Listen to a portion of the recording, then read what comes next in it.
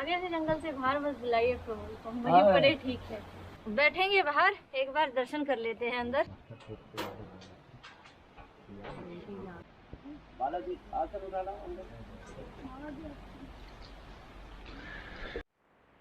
जहाँ कहीं भी रहे, भजन होता रहे, सत्संग होता रहे। जी प्रभु,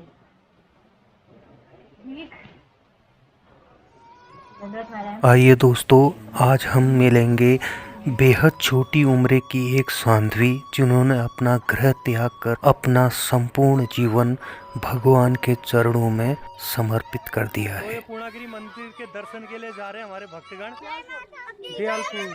जय माता दी। सो हे गाइस, वेलकम आपका एक न्यू ब्लॉग में। आज मैं आया था माता जी के दर्शन करने ठुलीघाट।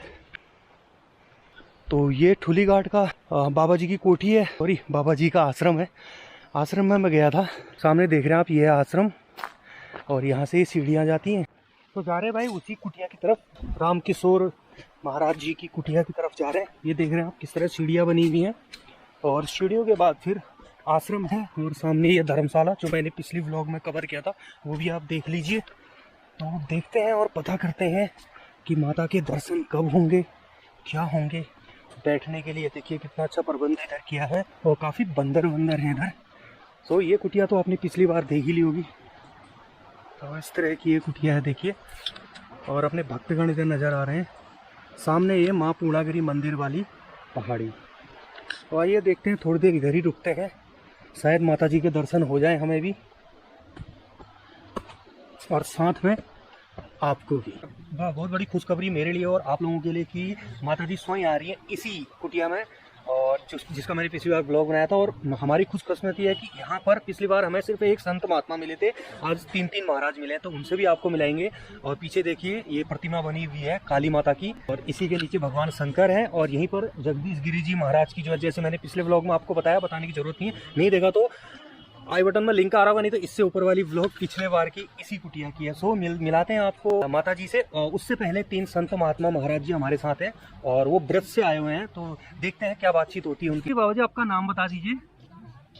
कुंदन ऋषि, ब्रजधाम आद बद्री 84 ब्रज 84 कोस परिक्रमा में गजेंद्र मोक्ष मंदिर भ्रमण में आया था। यहाँ पर पूर्णागिरि माता के दर्शन के लिए, लेकिन यहाँ पर साक्षात देवी के दर्शन हो गए जो अभी आने वाली हैं। बेसिकली हमारे संत महाराज जी आए थे माँ पूर्णागिरि, जैसे सामने आप दिख रहे हैं पूरा का पूरा हिल जो आपको दिखाई दे रहा माउंटेन, ये माँ पूर्णागिरि मंदिर का वो पीछे वाली आज चोटी साफ दिखाई दे रही, उस दिन नहीं दिखाई दे रही थी। तो वहाँ के दर्शन करने के लिए आए थे, लेकिन ये बोल रहे हैं कि साक्षात माता हमें यही दर्शन दे रही। तो जो माता जी अभी आने वाली हैं, आई होप कि वो जल्दी दर्शन दें, तो उन्हीं के दर्शन के लिए आए। और हमारे साथ दूसरे संत महात्मा भी हैं, इनसे बात करते हैं। आप अपना नाम बताइए। मैंने को दिया हुआ छोटा सा नाम है रघुनंदन दास।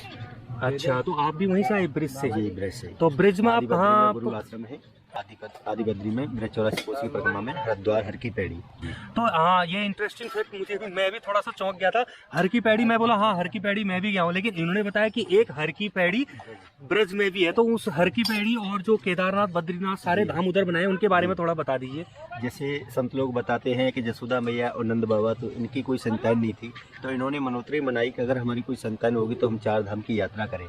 तो जब कृष्ण भगवान का अवतार हुआ, संत लोग बताते हैं कि उस समय मैया की उम्र 85 साल की थी और द्वापर में कृष्ण भगवान का अवतार हुआ।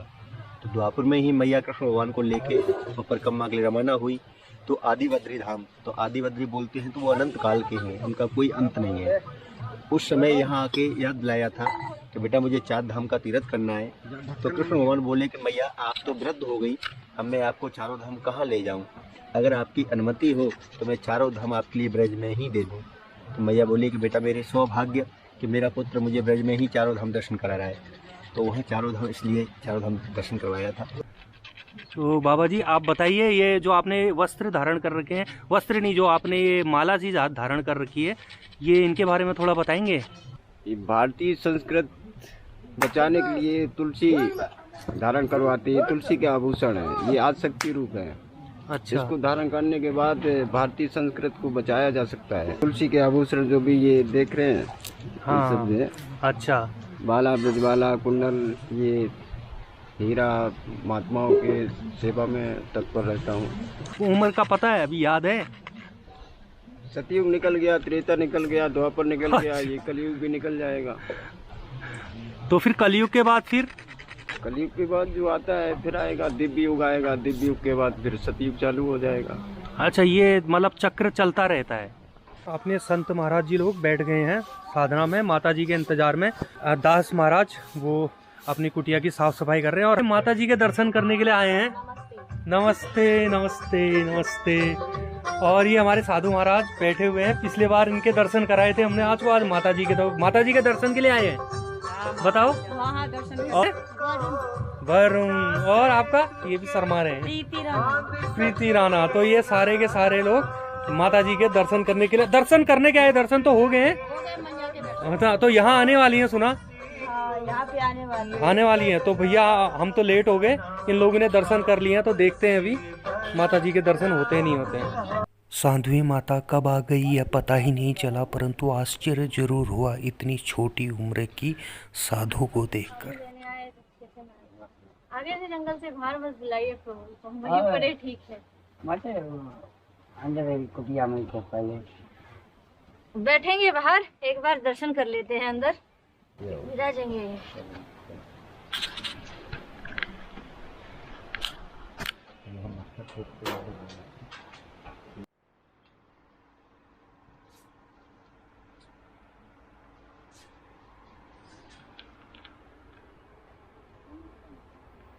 कुटिया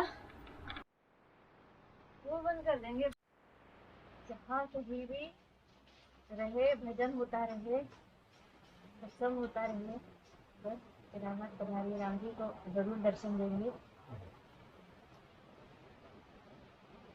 कभी हम आएंगे आपके क्षेत्र में तो हम याद करेंगे, कैसे भाव बना रहे हैं।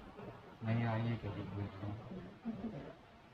तो कुछ समय रहिए उधर, वहाँ भी बहुत अच्छे अच्छे जगह हैं, पर वहाँ जल इतना जरूर नहीं, इतना जरूर क्योंकि यहाँ नदियाँ बह रही हैं, मतलब यहाँ एक जमुना है, उसमें लोग से दिख रहा है, उनकी भी 2-2 साल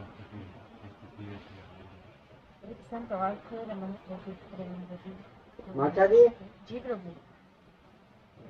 ठीक, दंडवत नारायण।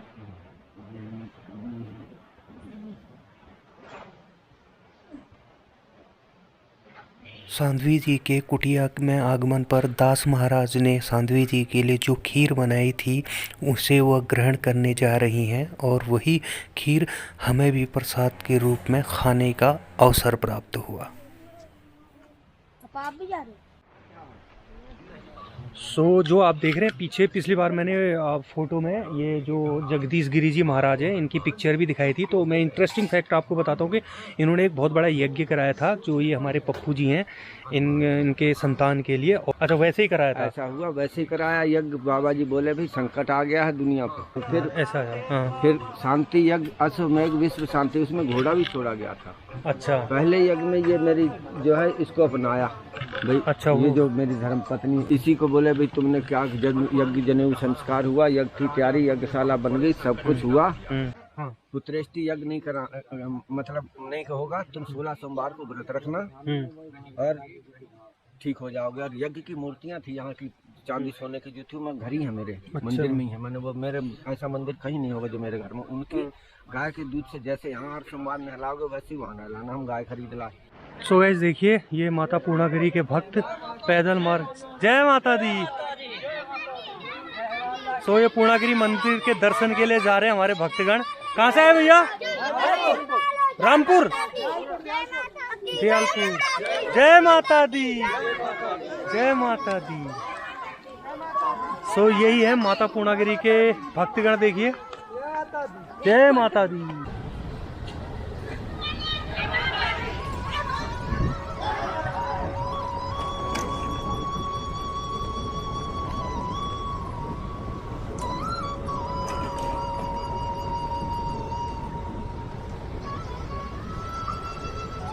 गाइस ये था आज का व्लॉग। और व्लॉग भाई, माता जी के दर्शन हो गए, बहुत बड़ी साध्वी थी। और सबसे बड़ी बात, मैंने जितने भी साधु देखे हैं वो मेल देखे हैं, फीमेल मतलब महिला और साध्वी बहुत बड़ी बात है। और वो भी बहुत छोटी, मेरे ख्याल से मुश्किल से 24 साल की होंगी या 26 साल की।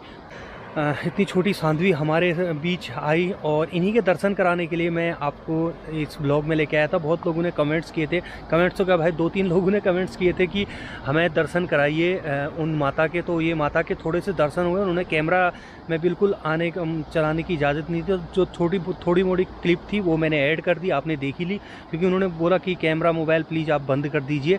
और वो एकांत निवासी हैं। और मैं बता रहा हूँ आपको, पीछे आप जंगल देख रहे हैं, यहाँ पर कोई निवास नहीं करता है।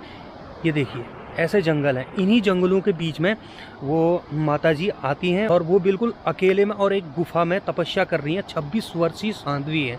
उनका नाम पूछा तो उन्होंने बोला नाम में क्या रखा है, प्रभु की साधना करो। बहुत बड़ी बात थी। तो वो वैष्णव पंथी की है, तो मैंने माता वैष्णवी उनका नाम रख दिया है और ये मेरे द्वारा रखा गया नाम है। पीछे आप देख रहे हैं शारदा रिवर, इसी रिवर के किनारे वो तपस्या कर रही हैं। और इन माता के बारे में एक छोटी सी बात आपको बता दूं, ये केदारनाथ में तपस्या करती हैं, लेकिन अभी जहाँ पर ये तपस्या करती हैं या जहाँ पर भी ये इनका आवास था या जो भी इनकी कुटिया थी, वहाँ पर अभी बहुत ज़्यादा बर्फ़बारी हुई है, जिसकी वजह से ये इधर एकांत में आए हैं। तो लोगों की भीड़ देख के वो बोलती है कि मैं ज़्यादा लोगों को मतलब अपने आसपास नहीं रखती हूँ, मैं एकांत में रहना चाहती हूँ। सो जो वो कुटिया वाले साधु थे, जो व्लॉग मैंने इससे पहले डाली थी, उस कुटिया में माता आई थी। और बेसिकली ये अभी से 6 महीने बाद यानी मार्च में ये पैदल यात्रा करेंगी केदारनाथ तक। तो बहुत बड़ी बात है। बिल्कुल भी वो बोलती हैं कि मैं ट्रैवल नहीं करती हूँ और इन्हीं उत्तराखंड की पहाड़ियों से केदारनाथ जाएंगी। केदारनाथ में मैंने उनका आवास पूछने की कोशिश की कि आप कहाँ पर केदारनाथ में निवास करती हैं, तो उन्होंने बताया कि जब आप भोले बाबा के दर्शन करने केदारनाथ आएंगे तो वहाँ हम भी आपको मिल जाएंगे भोले की कृपा से। सो यही था। माता रानी के की भक्त हैं, वो हाथ में त्रिशूल धारण करती है। वो क्लिप में नहीं ऐड कर पाया क्योंकि उन्होंने वीडियो बनाने से मना कर दिया था। तो वो हाथ में त्रिशूल धारण करती हैं और सभी लोग उनको माताजी करके संबोधित कर रहे थे, तो इसलिए हमने भी उनको माताजी कहा और उनसे आशीर्वाद लिया। थोड़ी बहुत उनसे चर्चा हुई, जो मैं इस क्लिप में नहीं डाल पाया क्योंकि उन्होंने बार मैं कह रहा हूँ कि उन्होंने वीडियोग्राफी करने से मना कर दिया था। सो गाइज, ऐसे ही अपना सपोर्ट बनाए रखिए, ऐसे ही इन्फॉर्मेटिव ब्लॉग आपके लिए आते रहेंगी। जल्दी प्लान कर रहा हूँ मैं हिल एरिया में जाने की, सो वो भी ब्लॉग आपके लिए आएंगी। और आई होप कि ऊपर वाले की कृपा से वहाँ पर अगर हमें स्नो मिल जाए तो स्नो भी आपको मिलेगी। सो मिलते हैं आपको नेक्स्ट व्लॉग में। और ये व्लॉग आपको कैसी लगी मुझे ज़रूर बताइए, कमेंट्स ज़रूर कीजिए और पहली बार चैनल पर आए तो सब्सक्राइब ज़रूर कीजिए। So till then bye bye, अपना ख्याल रखिए, अपनों का ख्याल रखिए। Stay tune with Shekhar traveller.